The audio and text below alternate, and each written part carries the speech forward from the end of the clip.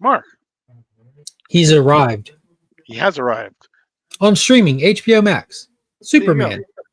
But we're going to be talking about the other side of the book. It is absolute. After a 1 week break, because there were no absolute issues that were released, we are back. Absolute Flash #9. We'll talk about it right after this.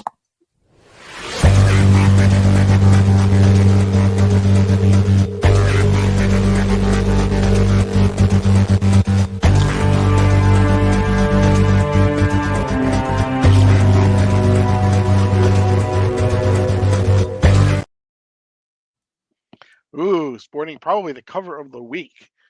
It was John cool. Jay. Ooh, got a couple, two tongues, no waiting.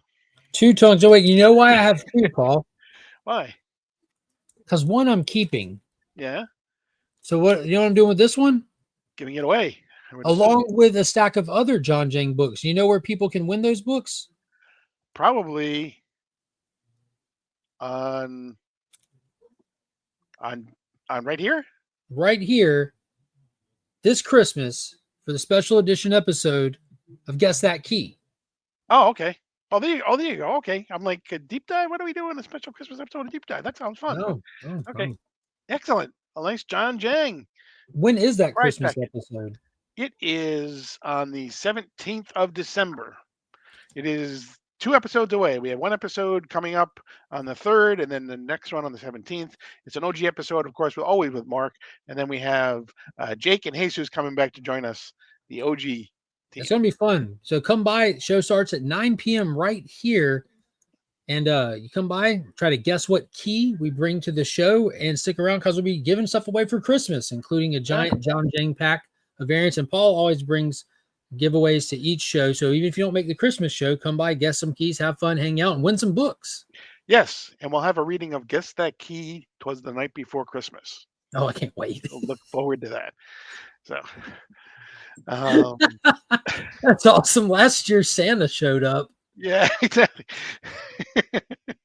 Yes, he was not happy with Jake at all, man, Not at all. at all. That was hilarious. Last year was that 2 years ago. Yeah, it was 2 years ago. Paul had got Santa cameos, and he had a message for all of us. It was insane. But anyway, before we get started, don't forget to subscribe because you got to be subscribed in order to win anything that I give away. But don't forget to subscribe because you like what we're doing, and you want to see more. Leave us a comment. Let us know how we're doing. Make sure you hit the notification bell so you're alerted whenever we upload new content. And hit the little like button, a little thumbs up down below. So, Because we like you. because we like you. That's right. And we want you to like us.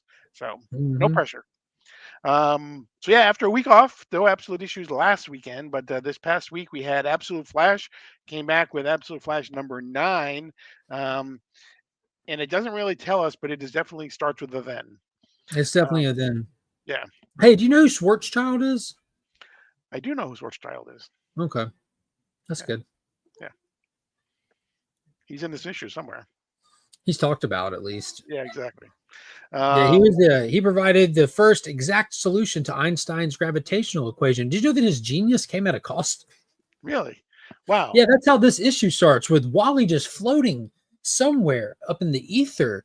Mhm. And you see this conversation happening with someone asking him about Schwarzschild, and him seeing what reminded me of kind of like the Green Lantern a little bit, but it's a black hole. He's in some kind of energy field. Like we still don't know like the details of his power yet, but it looks like I don't know if he's visioning this or what.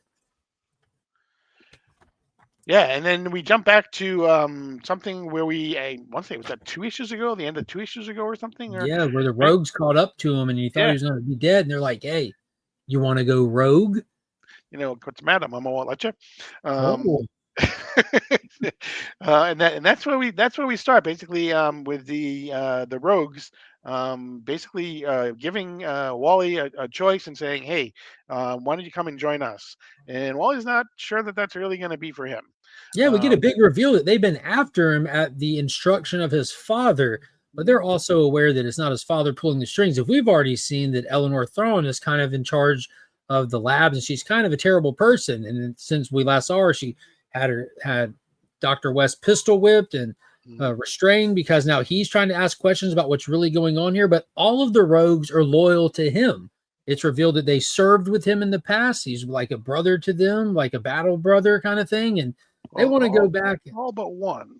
Yeah, all but one. They want to go back and kind of like raid the lab, take the spoils with their new gifts that were bestowed upon them by Thrawn and everything. So they're kind of offering Wally to tag along. Yeah, so it's basically they've been the bad guys, but now it's like in a movie where all the bad guys now want to go back and beat up the person who made them all bad. Yeah, you're a badder guy. Exactly. And we see basically that the trickster is kind of a double agent. She's in the Rogues, but she's also working for Thawne, Eleanor Thawne. Yeah, and there's a little bit of a discrepancy thing here because Wally uses his little animal companion Gorilla Grodd that's telepathic as a lie detector. He has Grodd like he asks him like, "Are they being sincere?" And Grodd's like, "Yeah, they are." Meanwhile, like Trickster's right there, not being sincere, like communicating with Thrawn inside the big bubble helmet kind of thing they have. Yeah. But she's monitoring, watching, looking forward to them coming to get me because I got something waiting for y'all, kind of thing. Right. And then we go back to Olympus, which is where Thawne and Wally's dad are. Wally's dad is still handcuffed behind his back. He's basically telling them that he tells Thawne, yeah, they're loyal to me because we all fought together in war, and we become brothers and sisters, and brothers in arms, I think is what they call it. Yeah. But he can see that basically Thawne is basically being a puppet, as she will be. Yeah, puppets. And then back on the jet cruiser where they're making their way back, they're kind of making their plans as they're flying back, and you see Golden Glider and Trickster bickering back and forth and talking about like you're gonna get here, piss them off, and they're going to take back those beautiful golden legs they gave you, and you'll be back in a wheelchair, this, that, and the third. Just kind of bickering and arguing when Wally starts kind of talking to himself and he's seeing this portal open up on the ship, just as small. It looks like a black hole, but it's red. And he's like, guys, y'all see that? And they're still bickering. No one sees what he's talking about. And he gets up out of his seat and he's walking to it. And they just think he's crazy. Right. And then we get several pages of basically the Wally kind of almost existing at all times, because the dialogue we get is stuff that he has said in the past, it's stuff that he said in the present, it's stuff that we think he might say in the future. So he's kind of existing in all time and space at the same time. And that's when, again, Gorilla Grodd kind of brings him back. He's like the tether to bring him back to current reality. Yeah, his power is really still on the fritz. Like I said earlier, we have no clue about it, and we're getting they're showing us about it, but we're getting no explanation about it. So it's still a big mystery. Yep. We see the rogues are coming towards Mount Olympus, ready to attack them, and of course, again, Thrawn already knows because she was working with the trickster, and she basically says, "Okay, you know what? It's time to get rid of them," and she blows them up. But yeah, she orders the trickster to secure the asset, and she pulls out one of her little toy yo-yos and said, "Asset secured," and goodbye. And Thrawn hits the button and blows them up. Right. So one of those, ooh, that's a bad way to die. But Yeah. Also not to be, they're not dead. Yeah, Grodd secured the other assets. Mhm. So they're falling side by side. And kind of Grodd passes out, and you get a cool little action scene where Captain Boomerang's throwing out his boomerangs and catching people, and Glider's coming down, aiming for the trickster, and Wally busts out of that little bubble, and you get a Glider kind of just karate kick, come down like a missile, and karate kicks the trickster, knocks Trickster out. So they all survive the landing. Grodd's tuckered from catching everyone. And about that time, that's the last we see. Then we go back to Olympus for one more shot of them ushering Dr. West into somewhere. Right. We go back and we see kind of the same thing that Wally has seen. That big kind of like a gateway. For Stranger. There's a gate for Stranger Thing fans. Yeah. There's this, and that's where Jay Garrick went in at one point, and that's Yeah, the really big Barry. experiment place that made Wally. Exactly. And we have Wally's dad there, and that's when Thawne basically tells Wally's dad that um, Barry had what Barry Allen and her were doing was they built a doorway, and basically Wally is the key to opening it. Yeah, the unintentional key, it seems like. And we have a nickname for this now. It says the next issue is titled The Cosmic Treadmill. Wonder where they got that from. I don't know. It sounds original. Yeah, exactly. But definitely, the thing that I really like about all of these absolute is the story is moving along very well in all of these absolute stories, and we're getting new information every single time, as well as looking at things and going, oh, I know what that is. Yeah, that will kind of callbacks to things from the characters past. But yeah, I think Jeff Lemire is doing an incredible job with the Absolute Flash. Good to see Nick Robles was back on this issue as Mhm. for art too, kind of give it some consistency. So um, Yeah, so I'm guessing the next issue they're going to raid the lab. I'm thinking, Interested to see that. I'm thinking. Next week we have Absolute Batman, I believe, and maybe Absolute Wonder Woman.